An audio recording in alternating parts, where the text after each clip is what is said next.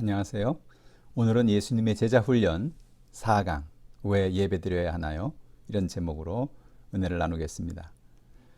우리는 교회에서 많은 예배를 드립니다. 새벽 예배, 수요 예배, 금요 철야 예배, 또 주일 예배 등 많은 여러 가지 목적의 예배를 드리죠. 왜 그럴까요? 교회에는 5가지 중요한 기능이 있기 때문에 그렇습니다. 첫 번째로 교회는 예배드리러 모입니다. 두 번째, 교회는 전도하러 모입니다.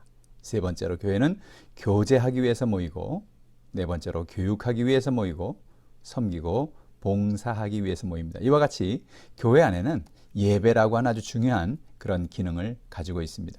예배란 무엇일까요? 첫 번째로 예배는 하나님을 경배하는 것입니다. 예배는 나에게 생명을 주신 하나님께 사랑과 존경의 인사를 드리는 시간이다, 그렇게 얘기할 수 있습니다. 하나님의 사랑받는 자녀로서 하나님의 은혜에 감사하고 찬양하며 즐거워하는 것이죠. 성경에서 예배를 가리켜서 우리가 흔히 엎드려 경배하다, 절하다 그런 단어를 많이 쓰고 있어요. 창세기 47장 31절에 보면 또 야곱이 이르되 내게 맹세하라 하매 그가 맹세하니 이스라엘이 침상머리에 서서 하나님께 경배하니라, 그렇게 얘기하고 있습니다. 출애굽기 34장 8절에도 모세가 급히 땅에 엎드려 경배하니라고 말하고 있습니다. 우리는 존경하는 사람을 만날 때 반갑게 맞고 또 고개를 숙이고 인사하죠. 이와 같이 하나님께 예배 드릴 때 우리는 하나님을 반가운 마음으로 예배를 드리고 하나님께 경배 드려야 하는 것입니다. 두 번째로 예배는 하나님을 찬양하는 것입니다. 우리는 하나님께 예물을 드리고 하나님 앞에 나와서 예배를 드리고 하나님 앞에 찬양을 하는 그런 삶을 삽니다. 이사야 43장 21절에 이 백성은 내가 나를 위하여 지었나니 나를 찬송하게 하려 함이라 그랬어요. 우리가 하나님의 은혜 가운데 지음을 받았습니다. 그런데 왜 지으셨느냐? 하나님을 찬송하라고, 하나님을 경배하라고 하나님이 우리를 지으셨다는 거예요. 우리가 하나님을 찬양하는 이유는 하나님께서 우리를 위해 예비하신 놀라운 은혜 때문에 그렇습니다. 온 우주와 만물을 창조하시고 그것을 우리에게 맡기셨습니다.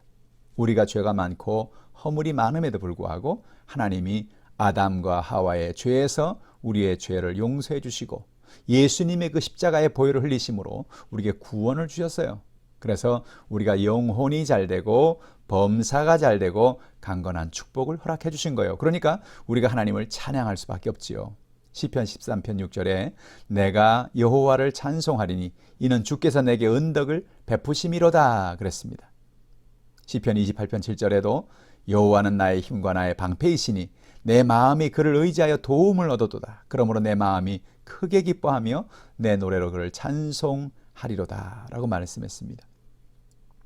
다윗은 시편에 보면 정말로 그 마음에서 우러나는 그런 찬양을 하나님께 드렸어요. 얼마나 감사했을까요? 사울이 자신을 이렇게 죽이려고 하고 그 많은 위기 속에서 하나님이 그의 방패가 되시고 그의 산성이 되시고 그의 요새가 되셔서 그를 건져주신 것이죠. 그러니 그 은혜를 생각할 때마다 그 마음속에 기쁨이 넘쳐나고 감사가 넘쳐나는 거죠. 여러분, 우리의 예배가 이런 기쁨과 감사가 넘치는 예배가 되어야 하는 것입니다. 세 번째로 예배는 하나님을 즐거워하는 것이에요. 우리는 하나님께 나가서 즐겁게 예배하고 하나님을 찬양하는 것입니다. 여러분, 예배는 축제입니다. 예배는 장례식이 아니에요. 예배는 우리의 슬픔의 자리가 아니에요. 예배는 무엇입니까? 하나님을 만나는 장소입니다. 하나님이 우리를 만나는 곳입니다. 여러분, 일반적인 사람들, 친구들 만나는 것도 기쁘지 않아요? 그런데 하늘과 땅을 지으신 그 하나님 우리가 만난다는 것은 이건 정말로 놀라운 사건이죠. 그래서 우리가 하나님을 찬양하는 것입니다. 시편 100편 1절로 5절에 성경은 이렇게 말합니다. 온 땅이여 여호와께 즐거운 찬송을 부를지어다. 기쁨으로 여호와를 섬기며 노래하면서 그 앞에 나아갈지어다. 여호와가 우리 하나님이신 줄 너희는 알지어다. 그는 우리를 지으신 이시요 우리는 그의 것이니 그의 백성이요 그의 기르시는 양이로다.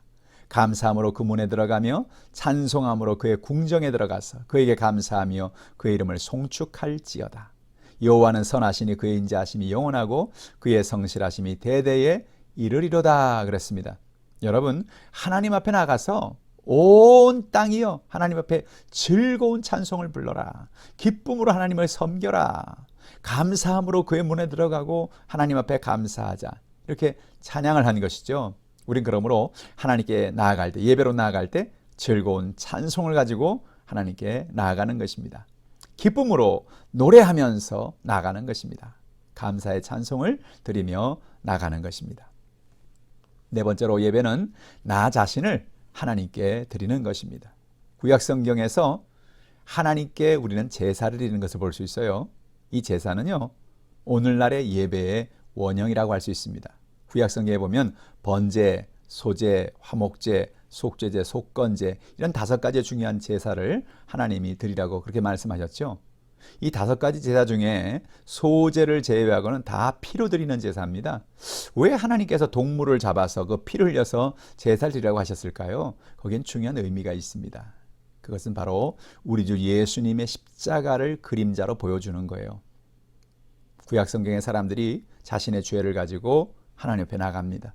하나님은 어린 양이나 염소나 비둘기나 그 피를 흘려서 그 사람들의 죄를 덮어주시는 것이죠. 그러니까 그 동물이 죽을 때마다 그들은 생각합니다. 아, 나 때문에 저 동물이 죽는구나. 나의 죄 때문에 저 동물이 죽는구나. 그리고 그들은 감사하고 하나님을 찬양하며 결단하는 것입니다. 내가 다시는 죄를 짓지 말아야 되겠다. 그러면서 또 연약해서 죄 가운데 빠지고 그런 자신을 우리는 보게 되는 것이죠. 그런데 하나님께서 그런 피의 제사를 통해서 장차 이 땅에 우리가 예수의 보혈을 의지함으로 구원을 받을 것을 이야기하시고 또 우리가 하나님을 찬양하고 감사할 놀라운 그런 예배가 있을 것을 보여주고 계시는 것입니다. 여러분, 제사를 드릴 때마다 감사와 찬양이 있었던 것처럼 우리의 예배에도 감사와 찬양이 빠지지 않아야 되는 거죠. 구약의 제사에서 우리는 3가지 중요한 사실을 발견하게 되는데, 첫째로 우리는 온전한 헌신을 발견하게 됩니다. 제사를 드릴 때 제사장은 제물을 가지고 나가서 제단에서 그 양이나 염소를 죽여서 온전하게 그 제단에 드립니다. 제물은 제사를 드린 사람을 대신해서 온전하게 태워서 드려지는 것이죠. 그 번제라고 얘기합니다. 여러분, 놀라운 사실은 그 번제로 태워지는 그 양, 그 염소, 그 비둘기가 있는 곳에 사실은 그 죄인이 거기서 죽을 자리인 거죠. 그 대신에 그 양이, 염소가 죽은 것입니다. 무엇을 말합니까? 심적으로는 이미 그는 그 자신이 제단에서 죽은 것을 선포하는 것이죠. 하나님 앞에 드리는 예배는 헌신하는데 온전한 헌신으로 나아가는 것입니다. 또 예배는 하나님의 은혜 가운데서 우리가 희생으로 드리는 것이죠. 제물이 피를 흘려 죽음으로 죄인의 죄를 덮는 것을 우리는 알게 되는데, 바로 그 양의 희생을 통해서 죄인의 죄가 용서받는 거예요. 그러니 예수님이 우리를 위해 십자가에 죽으심으로 그 희생으로 우리의 죄가 사함받고 하나님 앞에 구원을 얻게 된 것을 상징적으로 보여주는 것입니다. 세 번째로는 바로 이 구약의 제사에서 우리는 겸손의 모습을 봅니다. 죄인이 자기 스스로의 힘으로는 자기 스스로의 죄를 사할 수 없는 것을 알고 그 어린 양이나 염소나 비둘기의 피에 의해서 자기의 죄가 덮임받을 수밖에 없는 것을 알면서 자기 자신이 무능력한 존재라는 것을 하나님 앞에 고백하고 겸손하게 나가는 것입니다. 우리가 주님 앞에 나갈 때 바로 이와 같은 겸손의 자세가 필요하죠. 하나님, 나는 부족해요. 나는 연약해요. 그러나 하나님이 나를 위해서 모든 것을 이루심을 감사합니다. 그와 같이 하나님을 예배하고 겸손하게 나가는 저 여러분 되기를 바랍니다. 우린 예배를 통해서 우리 자신을 온전히 드림으로 하나님과의 사귐을 갖게 됩니다. 우린 예수님이 우리를 위해서 희생하신 것에 대해서 감사하며 말씀을 통해서 하나님의 마음을 깨닫고 내가 한 것은 아무것도 없고 그리고 모든 것을 하나님이 하셨고 예수님이 하신 것에 대해서 감사함으로 하나님의 계획과 목적을 따라 살아가는 저 여러분 되기를 원합니다. 자, 그러면 우리는 어떻게 예배해야 할까요? 첫째로 마음을 다하여 하나님을 사랑하라는 것입니다. 하나님은 오늘도 예배자를 찾으십니다. 하나님께 가까이 나아가서 하나님과 인격적인 만남을 가지고 그 예배의 마음으로 매일매일의 삶을 살아가는 그런 사람을 찾으시는 것입니다. 하나님은 예배자의 인격, 예배자의 마음에 주목하고 계십니다. 오늘 성경은 말합니다. 하나님을 사랑하라는 것입니다. 신명기 6장 5절에 너는 마음을 다하고 뜻을 다하고 힘을 다하여 내 하나님을 사랑하라 그랬습니다. 성경에 나오는 수많은 믿음의 사람들은 하나님을 사랑하고 마음을 다해서 하나님을 예배하며 살았습니다. 하나님은 그렇게 하나님을 예배하는 사람들을 통해서 놀라운 기적을 이루시고 하나님은 놀라운 은혜를 베풀어 주신 것입니다. 오늘도 하나님은 그런 예배자를 찾으시는 것입니다. 둘째로 영과 진리로 하나님께 예배하라는 것입니다. 요한복음 4장 23절 24절에 이런 말씀이 있어요. 아버지께 참되게 예배하는 자들은 영과 진리로 예배할 때가 오나니 곧 이때라. 아버지께서는 자기에게 이렇게 예배하는 자들을 찾으시느니라. 하나님은 영이시니 예배하는 자가 영과 진리로 예배할지니라 그랬습니다. 여러분, 세상에는 두 종류의 사람이 있습니다. 첫 번째는 하나님을 모르고 사는 사람이에요. 이 사람들은 하나님의 영을 알지도 못하고 하나님의 영에 반응하지도 않습니다. 왜? 하나님의 영과 관계가 없으니까요. 근데 두 번째로는요, 하나님을 믿고 하나님의 거룩한 영이 그 안에 있는 사람입니다. 성경에 보면 우리가 예수를 믿는 그 순간에 성령께서 우리 안에 들어오셔서 성령으로 말미암아 우리가 예수를 구주로 고백하게 되는 것이거든요. 그래서 그 사람은 영적으로 다시 태어난 사람인 것입니다. 그런 사람 안에는 하나님의 영이 있어서 하나님의 뜻을 분별하고 하나님의 영이 오실 때 하나님의 영에게 반응하며 살아가는 것입니다. 참된 예배는 어떤 예배입니까? 하나님의 성령이 우리 가운데 임재하실 때 그 영의 인도함을 받고 그 영에 반응하며 하나님을 예배하는 사람인 것이죠. 이런 사람이 영으로 예배를 드리는 사람인 것입니다. 우리가 찬양할 때 성령께서 우리에게 감동을 주실 때가 있죠. 우리가 말씀을 들을 때 우리 마음에 감동을 주실 때가 있죠. 그럼 성령 우리 마음속에 거기에 반응하게 하시는 것입니다. 나도 모르게 찬양을 들을 때 은혜가 되면 눈물이 나고, 내 마음속에 찬양을 들을 때 마음속에 은혜가 되면 나도 모르게 손이 올라가서 하나님을 경배하게 되고, 또 내 마음속에 은혜가 되면 말씀을 들을 때 아멘 하고 우리가 외치게 되고, 그거 왜 그렇습니까? 성령에 반응하기 때문에 그런 것이죠. 하나님은 또한 우리가 진리 가운데 예배하기를 원하십니다. 세상에는 진리가 있고 진리가 아닌 것이 있죠. 마귀는 아담과 하와에게 진리가 아닌 거짓을 가르쳤습니다. 아담과 하와는 마귀에게 속아서 진리를 버리고 거짓을 믿게 되었습니다. 그러나 하나님은 이 땅에 예수 그리스도를 보내셔서 하나님의 진리를 알려주셨죠. 하나님은 우리를 사랑하십니다. 그래서 그 아들 예수님을 이 땅에 보내셨고, 누구든지 예수를 믿으면 하나님의 자녀가 되시는 놀라운 축복을 주신 것이죠. 요한복음 1장 12절에 영접하는 자, 곧 그 이름을 믿는 자들에게는 하나님의 자녀가 되는 권세를 주셨으니 라고 말씀하고 있습니다. 이제는 마귀가 가르치는 거짓이 아니라 하나님의 말씀을 믿고 그 말씀의 진리 가운데서 하나님을 예배하는 삶을 우리가 살아야 되는 것입니다. 하나님의 진리를 믿고 그 진리를 따라 살아가면 놀라운 기적이 일어나는데요. 마가복음 5장 25절로 28절에 보면 12해를 혈루증을 앓아온 한 여자가 있어 많은 의사에게 많은 괴로움을 받았고 가진 것도 다 허비하였으되 아무 효염이 없고 도리어 더 중하여졌던 차에 예수의 소문을 듣고 무리 가운데 끼어 뒤로 와서 그의 옷에 손을 대니 이는 내가 그의 옷에만 손을 대어도 구원을 받으리라 생각함일러라라고 말씀하고 있습니다. 혈루증으로 앓는 여인은 그 마음속에 진리를 받아들였습니다. 예수님은 자신의 치료자가 되시는 것 그는 믿었습니다. 그래서 예수님에게 내가 혈루증이 있다는 것을 말할 수는 없다. 왜? 내가 부정한 병을 앓고 있으니까. 그렇지만 내가 예수님의 옷자락만 만져도 나는 나을 것이라는 그 진리를 그 마음에 품고 예수님께 살짝 나가서 예수님 옷자락에 손을 댄 것입니다. 그와 같이 그 여인이 진리 가운데 거할 때 놀라운 기적이 일어나게 된 것이죠. 오늘도 우리가 하나님 주신 진리를 믿고 진리 가운데 하나님을 예배하면 그 예배를 통해서 기적이 일어나는 것입니다. 믿고 구하면 예배 가운데 기적이 일어납니다. 그러나 그 진리를 믿지 않고 기대하지 않으면 아무런 기적이 일어나지 않습니다. 요한복음 8장 32절에 진리를 알지니 진리가 너희를 자유롭게 하리라 그랬습니다. 여러분, 진리를 따라 살아가시기를 주님의 이름으로 축복합니다. 우리가 예배드릴 때 진리 속에 거하며 예배하는 저 여러분 되기를 바랍니다. 셋째로 예배 순서의 의미를 알고 예배하자는 것입니다. 우린 예배 드릴 때 여러 가지 순서가 있어요. 예배 전 찬양도 있고 사도신경 고백도 하고 설교도 하고 찬양도 하고 헌금도 하고 여러 순서가 있습니다. 그 순서가 의미 없이 되어진 것이 아니라는 거예요. 왜 하나님은 우리가 예배 가운데 이렇게 여러 가지 순서를 통해서 예배드리기 원하실까요? 첫 번째로 우리는 예배 전 찬양이 어떤 의미가 있는가를 알기를 원합니다.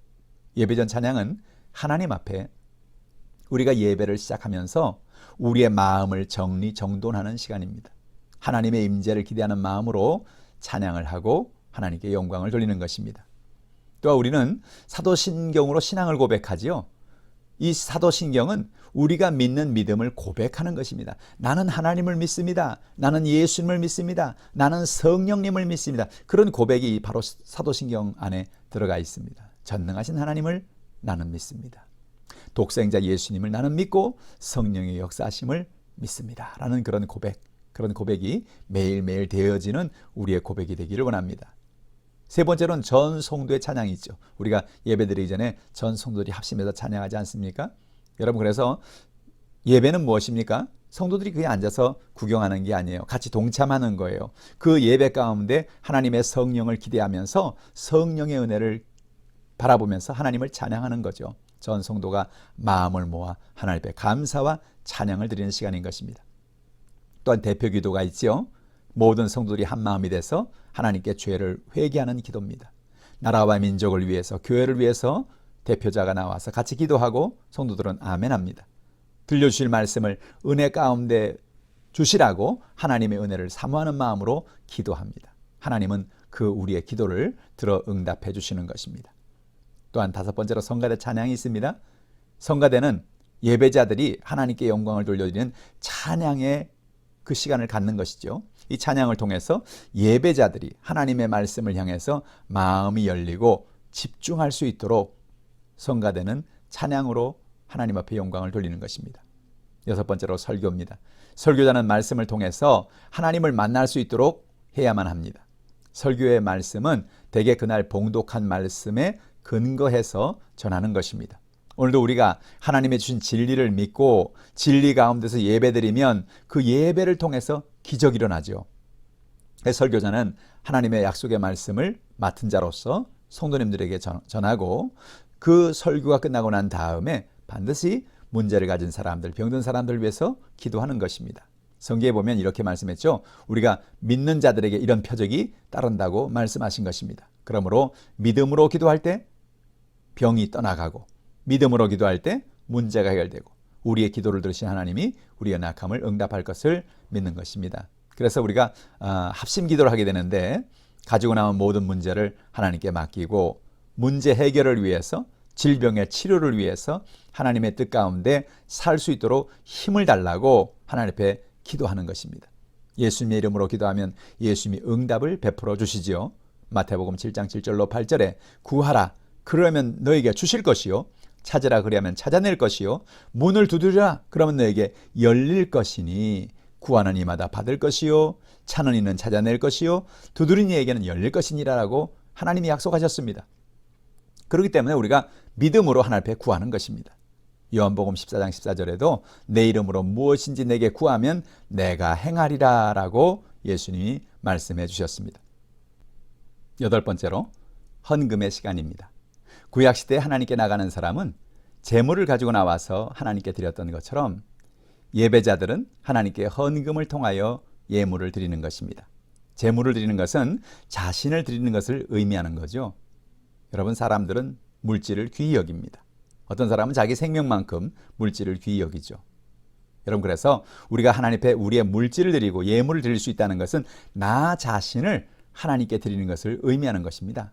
하나님이 은혜를 베풀어 주셔서 내가 이렇게 헌금을 드릴 수 있는 이런 복을 주셔서 감사합니다. 그런 마음으로 우리가 하나님 앞에 예물을 드리는 것입니다. 하나님은 하나님께 드리는 사람에게 넘치게 채워주십니다. 누가복음 6장 38절에도 보면 주라 그리하면 너에게 줄 것이니 곧 후이되어 누르고 흔들어 넘치도록 하여 너에게 안겨주리라. 너희가 헤아리는 그 헤아림으로 너희도 헤아림을 도로 받을 것이니라 라고 말씀했습니다. 우리가 주면 베풀면 하나님께서 우리에게 채워주시겠다는 거예요. 놀라운 은혜를 하나님이 베풀어 주시는 것입니다. 두 번째로는 하나님은 흠이 없는 예물을 원하십니다.